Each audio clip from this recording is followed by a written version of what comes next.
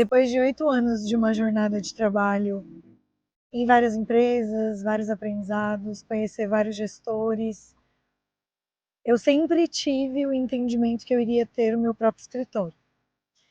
E eu acredito que a vida, ela leva a gente para o lugar que a gente precisa ir. Ela mostra o caminho e cabe a nós entendermos como que a gente vai seguir esse caminho. O pontapé inicial para eu realmente abrir o meu primeiro escritório foi ser demitida e entender que isso era o início do meu maior sonho, que era abrir um escritório, ter os meus próprios clientes, fazer os meus próprios projetos, ter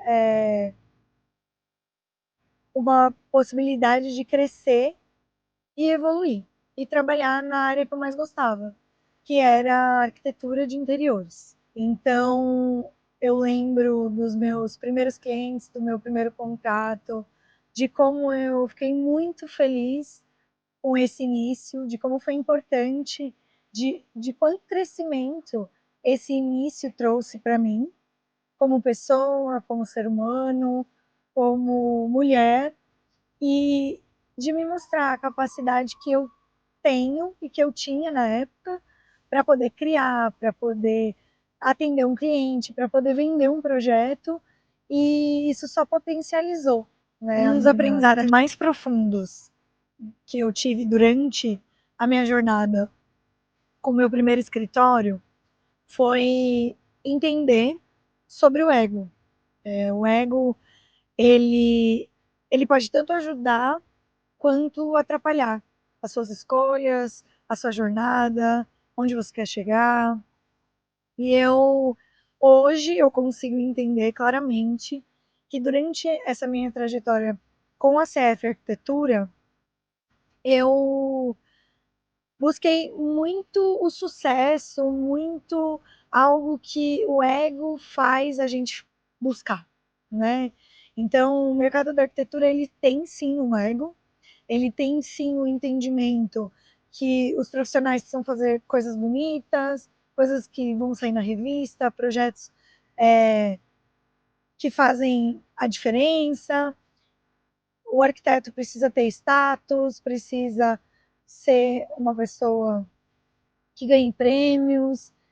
E isso foi uma jornada que eu vivi durante esse primeiro escritório, que eu busquei muito o meu pensamento de mais de 10 anos atrás. E, obviamente, depois de muito tempo, isso foi curado, entendido, equilibrado, né? Que eu acho que hoje eu busco muito esse equilíbrio.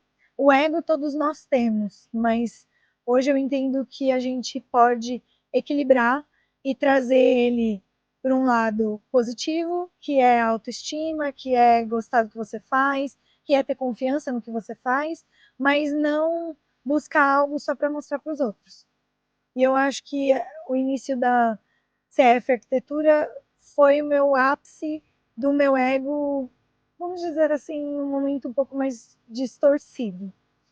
E os clientes, com a minha jornada, a CF Arquitetura existiu por 3 anos, e durante esses 3 anos eu tive clientes que me trouxeram para um lugar para olhar para esse ego e entender que não era bem assim, né? Que eu precisava entender quem era o meu cliente, que eu precisava respeitá-lo nas escolhas, que eu não podia impor nada para ele, e que eu não era, por ter o conhecimento técnico, alguém acima dele, porque afinal quem ia morar ali era ele, quem ia trabalhar ali naquele escritório era ele. Então essa troca, né, entre mim e os clientes foi uma coisa super importante para me ensinar como equilibrar esse ego, como entender que o mercado da arquitetura não precisa ser só isso, não precisa ter só